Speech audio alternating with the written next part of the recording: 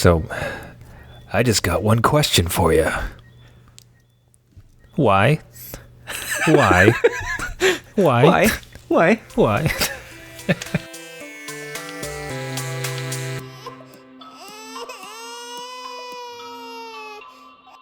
The adult beverages are poured, the kids are asleep. Welcome to New Dad Gaming, show about fatherhood, gaming, and new fathers figuring out their gaming lives. My name is Trevor, and I have a 3-year-old and a 1-year-old.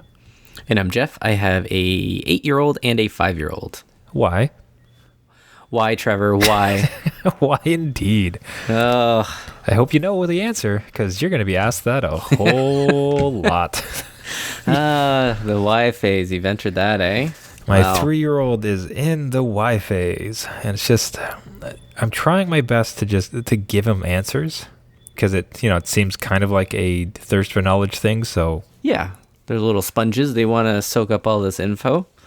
but the one of us it really gets to me is where it's like, don't touch that. Why? Like, Yeah. because you'll die. Okay. Like, it's just like, this is like, Yeah. it's like, eat your supper. Why?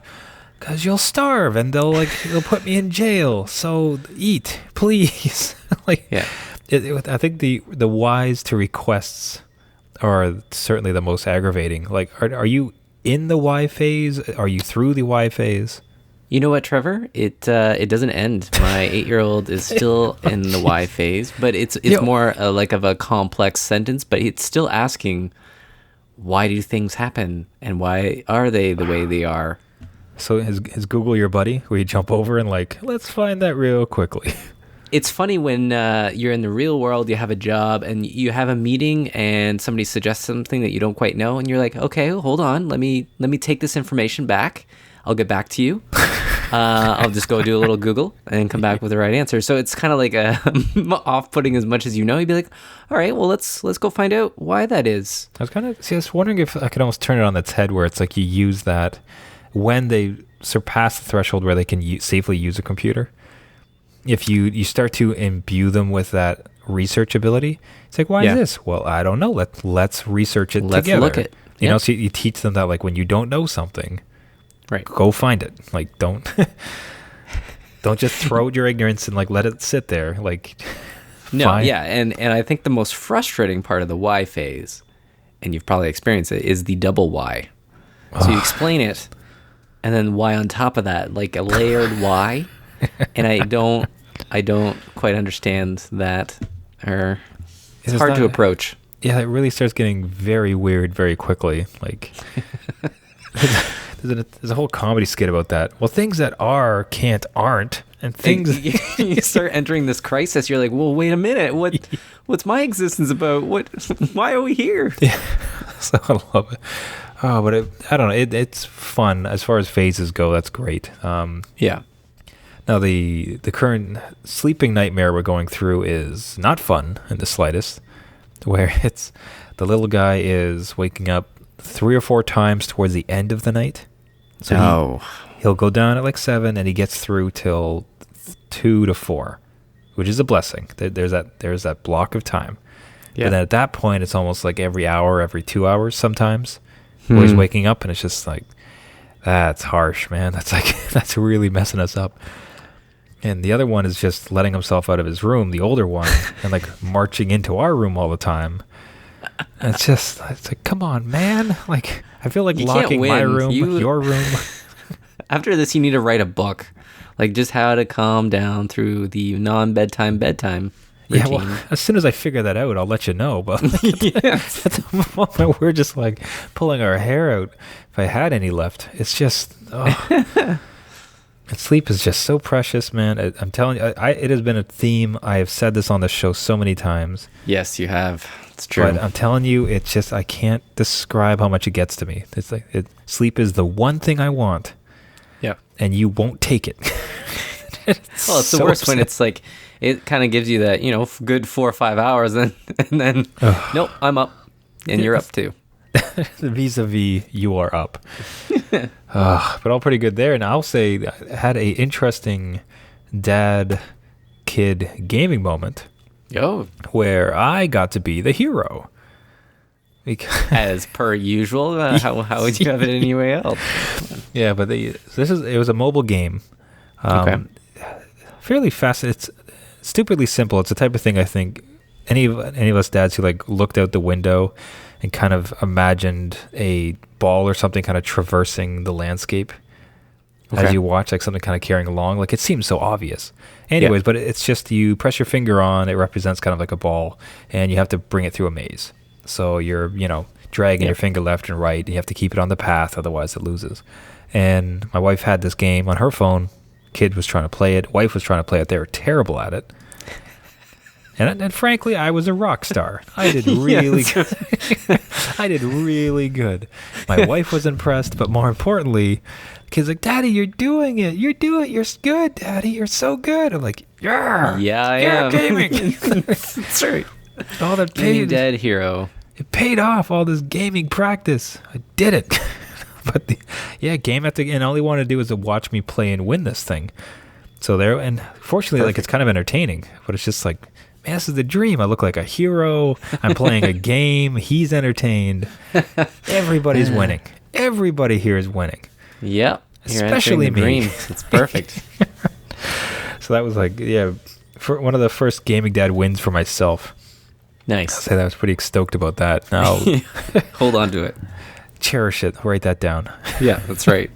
Now, yourself, has there been any gaming dad moments between yourself and your kids? Well, yeah, speaking of mobile, I introduced my oldest into Hearthstone, a little game that you once played in a blue moon ago. Yeah. Well, I'll tell you a whole spiel about that, but I want to hear about your kid first. Your kid is into Hearthstone now? Yeah, so it kind of came about as he's really into card games and just regular card games, not Pokemon or anything, but we picked up this one card game that was more about battle points and strategy and destroying ships and stuff. I'm like, you know what? There's kind of a digital version of this that's kind of animated. Let's download Hearthstone and try it out. So he did. He liked it. It's got amazing animation to it, and he was figuring out the strategy and all that stuff. Really?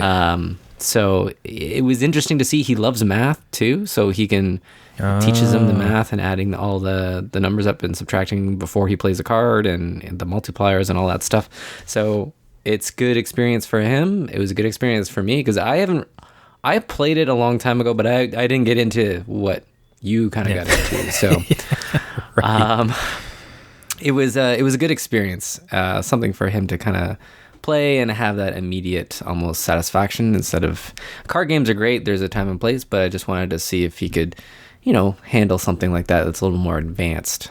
Yeah, what's great about it too is it's because it is all digital. There's no setup. Like there's always going to be other people you can play with. Yeah, I really wish there was an online version. Offline version. Yeah, where you just can maybe play an AI or pass between two people or something. That feels a bit. It kind of sucks. You have to play against another human. Yeah, like we were. It was good with a tutorial because you were playing against AI. So I don't know why that isn't in the game. It really should be. Like they have missions. Too hard.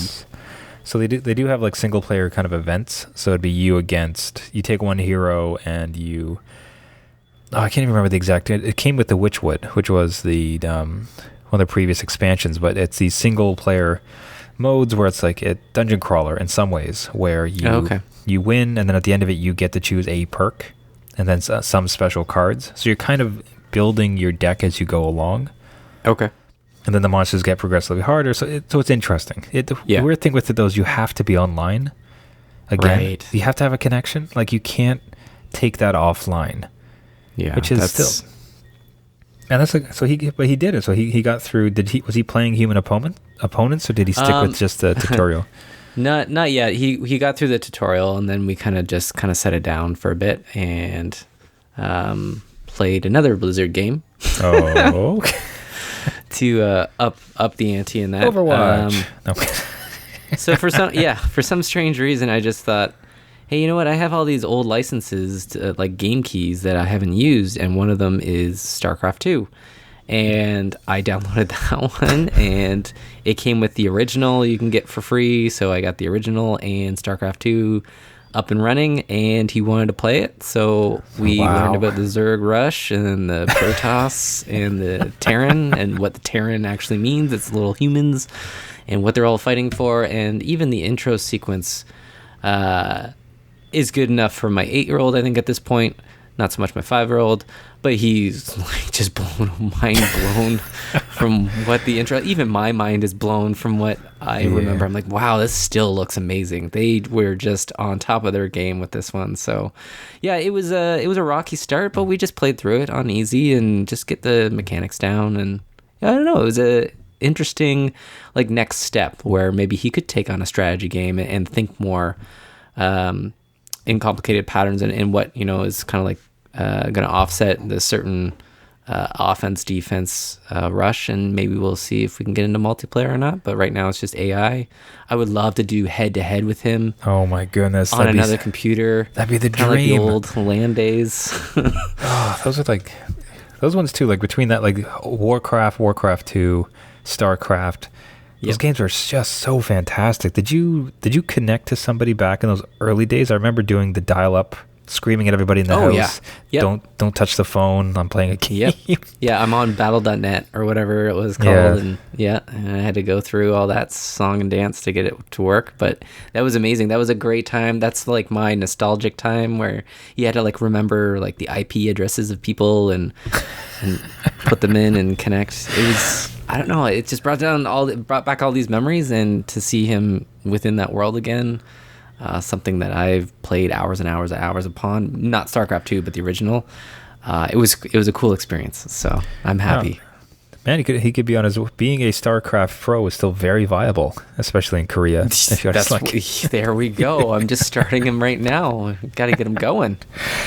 Like I said, that game is just, and there's just something about it. That game in particular, it seems like to have just lasted for so long. It's still been so viable. There's still such an active scene with StarCraft that it's, man, what a gem from our past and of all nostalgic games. I'm still just like blown away by the thought of it. If you can play over LAN against him in StarCraft 2, that would be so cool. That would be amazing. Like, my wife has a computer that could play the original, maybe not StarCraft 2, but if I can get that working on one game key, I don't know what this CD keys around that, how that works anymore. But if that could happen, well, it can't cost that much. That's worth it. That's like that's three Starbucks. Just that's worth it. Exactly. It's my argument, Trevor. That's it. Christmas Bonding is coming time. up. Yeah. It just feels like, it's funny too. There's something about that game where it feels like it's almost like it makes you smarter, in a sense, to the extent of something like Sudoku, where it's kind of recognized that like it's puzzle thinking, like it brings. It feels like StarCraft, especially like those type of strategy games. It just gets your head to think about problems in a different way. I don't know that we can replace the school system yet, but. Even trying to get back into the swing of things, it's a lot to handle. I'm like, whoa, this is a complex game that you have to get down. Eye hand coordination. Yeah, that's right. I remember there's this one episode where they had a StarCraft pro do I think it was like a 3 or 4 on 1 match against guys who had never hardly ever played the game. Yeah, and he's walking through his routine, and one thing he's doing is he's pressing nothing keys specifically. And he's asking, like, what are you pressing there? Oh, this does nothing. It just gets my click per minute rate up. Like he was like warming up his hands and his fingers so that like it'd be fast. Like that's how fast and effective like the pro scene is. See, I'd be curious if you showed your kid some of like a pro match. Yeah. What his take would be on it, to see these guys just be at a complete different level. Well, even for myself, just to look at, how much coordination goes into it. And these guys like line up their keyboards and like mice at a certain distance of the computer, and they know all the hotkeys and stuff. And I'm still searching around for group 2. All right, group 2, you're good. Let's go. Which one's the any key? What does ESC do? What's ESC? Oops, and I exited the browser. Shoot. Yeah. Oh God! I pressed the Windows key. What have I done? Yeah. Just punt it out. Yeah. Oh. Okay. So let me rant about Hearthstone for a second. All right. Yeah. Back. Okay. So I've not played it now for a month, maybe a month and a bit. Wow, that's And I was daily for a while. I got into it and I was enjoying it, but it's just the current meta. There's one particular class called Druid, which I don't know if he played that one or like at least saw it. No. And it just got to such a stupid point. Like it was so unfun to play them, and there was a ton of them, right? So you can get up to levels like you get up to level 1, and then past that you get into legendary ranks. Okay. Like, actually, I took something all the way to level 12, the highest I'd ever been. Wow. Right, so I had a decent deck, and like I was like good at playing it and such. But you just started to see these stupid druids, and the problem was like I'm sure like it's just saltiness, and so be it. Yeah. But it's within 2 turns, they would give themselves 12 armor, right? So 12 extra hit points, and they would play this card that would put out these 1/5 taunt minions. So taunt, you have to hit them. You have to hit them. And depending on how many you have. So you could be up to 4 or even 5 of these taunt minions. So all of a sudden, within 2 turns, this person has put together something where you need to output like 37 extra damage to beat them on top of the extra 30. Right. And that's not fun. And the thing is, like, and to think about it, what upset me, it's like, okay, that's a lousy barrier. But what sucked about it was like, you're not trying to win. You're just trying to not lose. Right. Okay. You know what I mean? That sounds a little bit silly, but I think like you kind of understand what I mean, where it's not, that's not a great strategy where like, here's my cards that I'm going to try to defeat you with. It's just like, okay, you can't beat me. You're like, this is dumb. Like, now I gotta survive. Yeah. And then the game would last for like, if you decided to try to go toe to toe with them, now it's going to take like 20 minutes, 30 minutes for a game. Whoa, yeah. And just like, I don't like this. This is dumb. And the thing, and to their discredit, so you have hundreds of cards. You can put together any series of decks. The Druid decks right now, like all of them have 95% of the same cards. Oh. All of them. Every single one. Like they mostly, out of like 30 cards, they all play the same 20 to 25 cards. And it's just that it's so dull. It's just, I was finished. I'm like, this is not fun, and it's taking up too much time. So, and at the same time, Magic the Gathering had released Magic Arena. Right, yep. Totally free game, much like that. And it was just so new and fresh. Firstly, like not a druid in sight. Oh man. Well, I'm a Magic nerd because I played it during lunchtime during high school. Okay. The one I was deep nerd. You were in there. You were right in. And so like the mechanics and everything about it, like so much fun, so much nostalgia, much like you said with your StarCraft, right?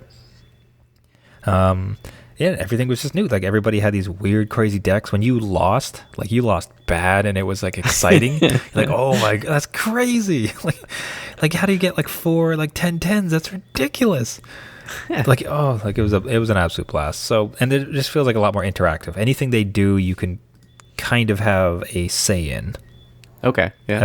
Whereas Hearthstone, it just kind of, there's some points where you had to deal with things like felt a little less deep in that sense. Anyway, no shade about it. Lots of people love it. It just started to rub me the wrong way, and I have so little time. I'll say too, like it kind of came down to my gaming dad backlog. Because I was looking at the time I was spending. I'm like, I literally have a written list of games I have to beat, and I can't be spending time on this. I don't have time. You do have to prioritize. You need to prioritize. Yeah, so anyways, that was a quick, well, not so quick rant about Hearthstone, but we'll meet you on the other side. That's it. I'm sure like I'll come around and like I'm like, okay, I can give it a shot. I'll queue up against your son, and he's gonna just like mop the floor with me. He needs to practice. Let's go. Let's do it. He doesn't have to practice that much. I am just not that good. But that really shows that you're quite the great gaming father. And on this show, we like to herald great gaming fathers, and we do so in a little segment called Gaming Dad Victory of the Week. Each week we feature an exceptional gaming dad, and often their kids who are doing fatherhood and gaming so well. This week's victory comes from gaming dad Connor Rowe, who posted his exuberance for his 3.5-year-old starting her gaming journey. Jeff, why don't you walk us through the photo?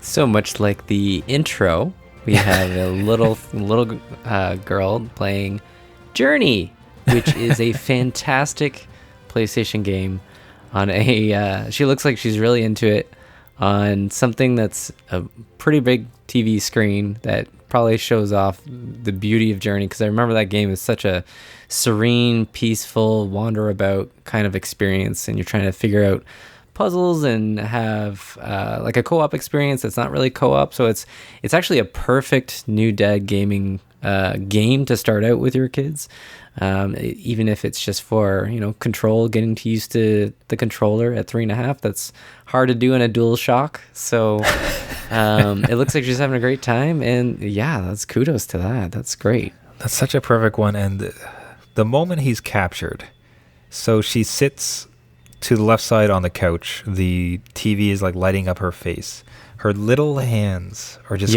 grasping the DualShock controller, and you can tell there's this intensity and this focus that she has. Yeah, she's got this cute pink shirt, some sparkly shoes. Journey's lighting up the entire right of it, and it's just, she's in that world. And as Jeff mentioned, like, it is such a beautiful world to be lost into. Yeah, like, what a great example of gaming, frankly. It's just like, this is the type of experience that you can have in this realm of gaming. It's a story, there's depth, there's beauty, but like, it's interactive and you're part of it. Like, and to show that intensity she has with it, and the grasping of that controller, I just can't get over that. That's so beautiful. Yeah, I can't believe I don't remember this game when we're recommending some startup games, because it is a perfect one. It kind of just goes into the game. There's no text. I don't even think there's text in it, so you don't even have to read. You just kind of read the expressions of these little creatures going through the world. So yeah, perfect game. Yeah, so expect it on some Gaming Dad lists in the future. That's right. An absolute recommendation for any gaming dang out there. So remember, getting your child to undertake their gaming journey takes but one small step. Whoa, there's the new dad joke. If you have a story that you'd like to feature for Gaming Dad Victory of the Week, send it along to us on our Facebook group or on our website at newdadgaming.com. And new dads, listen up as we go over this week's highlights and what happened in the world of gaming. This Halloween, the dads can participate in their own trick-or-treating with the Spooktacular Steam Halloween-themed sale happening October 29th to November 1st. Some top creepy picks from us here at New Dad Ghouling range from Left 4 Dead 2, We the Happy Few, or if you're brave enough, maybe there's Outlast 2 and Soma in the mix. If you are opposite and just want a chill game that's less terrifying, there's Rocket League, Stellaris, and Shadow of the Tomb Raider are also offered up in this sale. But what's also frightening is the server refresh rates in the recent release of Call of Duty Black Ops 4. That's right, fans have called upon the developer Treyarch to fix the refresh rates after the beta offered a 60 Hz rate on their servers, whereas the launch has been downgraded to 20 Hz. If you are totally confused, the refresh rate is the rate at which the game data is updated. So in this case, 20 Hz server with a game running at 60 frames a second would only get updated once every 3 frames. Which is the difference between life and death in this type of Twitch shooter. Because of the community backlash, Treyarch has officially announced that it is looking into the issue and hopes to fix it ASAP. And speaking of fixing games, you can plunge into the depths of No Man's Sky and explore the terrors of the Abyss in its next free update entitled The Abyss. That's right, another huge update from Hello Games expands No Man's Sky into the sea with a new submarine-like vehicle, improved underwater building, flora and fauna, exploration and discoveries including shipwrecks and other loot. Also added are terrifying sea creatures that roam these new biomes. Much like Subnautica, if you have a fear of water, better stick to the skies. The new update is available today for all platforms. And another update was also announced for the inbound PlayStation Classic, a mini-inspired version of Sony's retro console. The official game list was detailed in a new video where such classics like Twisted Metal, Metal Gear Solid, the original top-down Grand Theft Auto, and Destruction Derby are featured among the 20 games for the console. Now, what's kind of shocking are the games that are missing from the era. kind of like Wipeout, Silent Hill, Gran Turismo, or any of the Tony Hawk's, Spyros, or Ape Escapes. The list goes on. Maybe Sony has too many to choose from, or maybe it's because of a number of remasters are currently underway, and they can't ruin those sales, or maybe it's a bigger conversation with licensing, and a lot of those are missing their own dedicated soundtracks, and licensing would probably be an issue in modern times. Whatever the case, the PlayStation Classic will launch December 3rd in time for the holidays. And the most horrifying update of all, 383 people were performing Fortnite emotes to set a Guinness Book of World Records at the Paris Games Week. The fans were all decked out in the Cuddle Team Leader wear, emoting such great hits like fresh and hype moves. Has Fortnite jumped the shark, or has this dad gotten out of touch with what Fortnite has become in the gaming industry? No, it's the children who are wrong. Or it's the dads. I mean, we did have the Macarena. As for gaming releases this week, some highlights include Diablo 3 comes to the Switch, Sega Ages Phantasy Star for the Switch again, Football Manager 2019 for the PC, Call of Cthulhu for PC, PS4, and Xbox One, and Xbox also announced November's games with gold, which include Battlefield 1, Race the Sun, the original Assassin's Creed, and Dante's Inferno. That's all for the ghouling gaming news for this week. Catch a nap and tune in next week for another update. Really enjoyed those Halloween puns. Delicious. Now, so I was equal parts excited and absolutely pissed off at the No Man's Sky: The Abyss announcement. That is the one. That is the game I'm currently trying to get through. Yeah, for my backlog. Thinking of you in your bucket list. And I've been making some progress. Things are going okay. I've resisted the temptation to just jump to PC and cheat. And it's like, but then they announced it, and it's like, that's amazing. Look at all the content. They're supporting it. This is great. Damn it, I have to do so much more content that I have to go through. Yeah, now you have so much more game to experience and do. They said there was a story element to it. I'm hoping that's not kind of part of the main arc. It's just it's probably a side quest. Yeah. Yeah, let's see if I can still just power through and blast through the first one. This is you, though. You're not powering through this. You're going to... I don't have time, man. I got to change my game style. I got so many things to get through. But, oh, man, that's like... What a great update. This company, I'm telling you. So it's submarines. It's like entire underwater biomes. Like there's super... Some of the screenshots of the monsters looked terrifying. Again, it's if you play Subnautica, it's basically that game in this, which is nuts. I mean, they might have fizzled on launch, but post-launch has been absolutely fantastic support. It's kind of like the Drive Club problem when they launched, and it kind of fizzled, and then afterwards it was just new content almost every few months. Yeah, so. New content, rave reviews, like it's good, man. I absolutely love it. Like a fan from day one, and to see them go through this dedicated supporter right here. That's what you were. Right. No, but just to see any company survive and thrive like that, to turn the story around and to be such a positive one, like love it. Absolutely love it. And it's more No Man's to play. Although it's also no Man's to play. Now, I was curious, I think I've asked this last week, so it's almost going to be like a weekly checkpoint. Okay. Do you have any desire to play Call of Duty, the new one? No, I don't. None? Like, you don't see those game replay videos and, like, looks like fun? Really? None? I don't know. I used to play, I think, Call of Duty Modern Warfare 2 and Call of Duty 4. Actually, the original Call of Duty, if we were talking Call of Duties, like storming the beaches of Normandy. I remember loving them all. Maybe I'm out of Twitch shooters. I don't know. It just doesn't seem appealing to me. But you're all for it, eh? You dive in? No, if someone gave me a copy, I think I'd have fun. I wouldn't spend money on it, if it sounds weird. I can understand. I will admit there's some pull towards it. Yeah. There's something about, the hot game. It's seeing a Call of Duty, which has always been a huge franchise, and to see it successfully have freshened things up where people are really excited about it.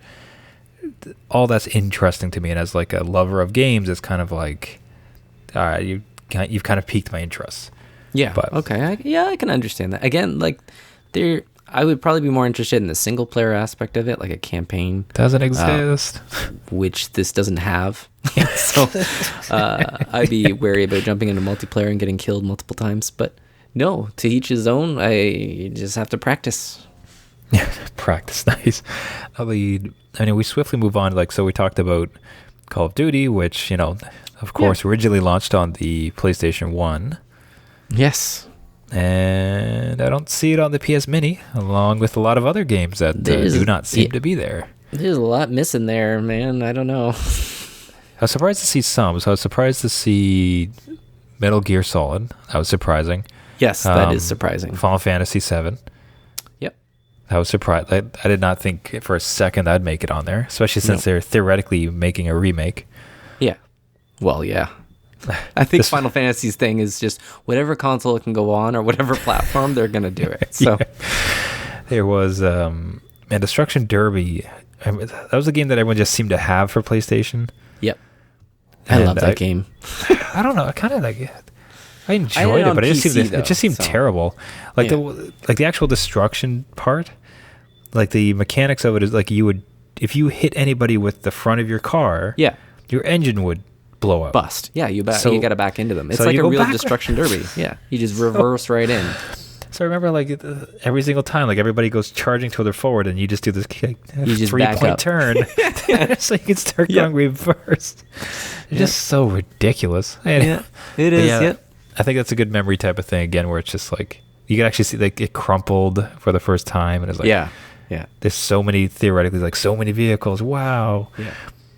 So, I don't know. In the age of classic minis, this one's not pulling me, and I'm a pretty big PlayStation fan, but this one is. I'm not interested. Yeah, no Wipeout. Like that's super bizarre. Like no Wipeout, no Tony Hawk, which again, that's probably a music licensing issue. But replace the soundtrack, or have no soundtrack, and say use songs or something to. I know people would be upset, but just okay, fine. Just like make some music, license some music, like some pop music from non-artists. Like people would, of course, like the soundtrack was such a big part of it. It was. Sure, I can play it right now in my head. So. But if you could play the game on this new console and just not have the music, it would still be enjoyable, right? Yes. So I don't know. So it's not pulled, man. I think if anything, like the SNES did a better job of getting like some of the true. I think so. Nostalgia classics, and this is kind of it's a sparse list. I don't think I'm kind of curious if they're gonna have a way to be able to update it so they can like patch them in later for a price, like a download pack. But even still, then you're paying $100. Yeah. Plus the DLC that's not going to be free, and they're missing things like Crash Bandicoot and some bunch of others that like RPGs. Where are your RPGs at? You got Final Fantasy VII, but there's Legend of Dragoon. There's Final Fantasy Tactics. There's Xenogears. Dragoon. There's Chrono Trigger or Chrono Cross. I remember that one. Xenogears. Yeah, I remember that too. That game just never seemed to end. No, it didn't. It had 6 main bosses. It had like 6 main end bosses. Like, okay, so it's like now you're done, right? Yeah. Nope. No. Just keep going. Yeah, I don't know. It's a weird thing too, where it's just the SNES, NES. Like there's something to that sprite style that's timeless. Yes, I agree. Right, like it's beautiful still. Right, like there's something about that limitation that they had that made it so great. The first 3D games, no, they were horrible. They really don't look good. Like it was certainly interesting compared to flat sprite stuff, but doesn't look good, man. Like it doesn't age well. At the time, you thought this was real. I remember thinking Gran Turismo, this is amazing. These look like cars. This looks like a racetrack. But again, like you said, the pixel art kind of has its own timeless feel to it, whereas most indie studios now are doing the pixel art. They're not doing the old 3D models that are kind of jagged and don't look right. Bushido Blade. Why didn't they put Bushido Blade on there? There's another one. See, that would have been a system seller. Bushido Blade would have possibly been worth it. Tenchu. I remember Tenchu. I love Tenchu. Give me a ninja game. Was it Oni? Oni was a classic one. Maybe that was PlayStation 2. Was that 2? That might have been 2. Might have been 2. But still, there's a couple out there. I think Resident Evil made it on. I think I saw some tank. I don't know. Like it's just like extreme. Did you ever play the Extreme games? No. You could be no. Well, you could be on a bike. You could be on a street luge. You could be on rollerblades. Did you ever play those ones? No, I don't think so. I played some snowboarding games, but I don't think that comes under what you're thinking of. No. I played those games to death. Like I love those games. It's just like it's all like a downhill race, and you had to do tricks and jump through hoops and stuff. Huh. And it kind of looked a little bit like Mortal Kombat, where as opposed to 3D, like live. Yeah, as opposed to like 3D, I think they just took like a bunch of photos. I don't know. That game, those games sunk their teeth into me. I don't know. Yeah, I think it was like too extreme. I bet. Would you buy a system for it now? I don't. Yeah, it would look terrible. I think I'd have a hard time playing it, honestly. Oh, but and just lastly, if I told you to do the fresh dance from Fortnite, okay, come on, dude, just do a little fresh dance. Do the hype. Okay. Do the hype dance. At least do the hype dance. Speaking, from a dad experience here. And Halloween is tomorrow. Maybe when this podcast comes out, it won't be tomorrow. It'll be yesterday. But I will say I'm prepared to see a bunch of Fortnite emote dancing and costumes that are Fortnite related. I guarantee you there'll be at least a few. And will you give those kids candy? Or you refuse? Maybe I'll make it a drinking game and I'll take a shot each time I see one out. You know what you do? You buy every time they come up, it's like, oh, Fortnite, eh? Here, let's go put this in your bag. This is a copy of StarCraft 2. Okay. I want you to go home and install this, and you can understand. You don't need that junk. Here's a real game. Here's just handing out DVDs of games. The best part is there's a chance idea. There is a Steam sale. I could just buy a whole bunch of them and just print off the coupon codes. Here you go. I'm not sure their computers would have a DVD drive. You might need to give it USB. You're probably right. Just give it USBs, buddy. Well, with that phenomenal idea, we'll wrap it up for the week. Thank you, everybody, so much for listening. This has been New Dad Gaming. If you'd like to get a hold of us, you can find us on our website at newdadgaming.com. You can also find us on our Facebook group. We'd love you to come to either with show ideas, question, notes, submissions for Gaming Dad Victory of the Week. Anything. We'd love to hear from you. If you'd like to subscribe to the podcast, you can find us on Spotify, iTunes, Google Play, Stitcher, and any of the other podcasting services. If you like the show, we'd really appreciate a like, a review, or a share wherever you can, as we're trying to reach as many gaming dads as we can. Got to move those StarCraft 2 units. Yeah, that's right. Until next time, my name is Trevor, and I have a 3-year-old and a 1-year-old. And I'm Jeff. I have an 8-year-old and a 5-year-old, currently doing the fresh dance. Why? I don't know. Why? Why? For the record, he was doing the fresh dance. It was pretty good. Yeah. See you next week. See ya.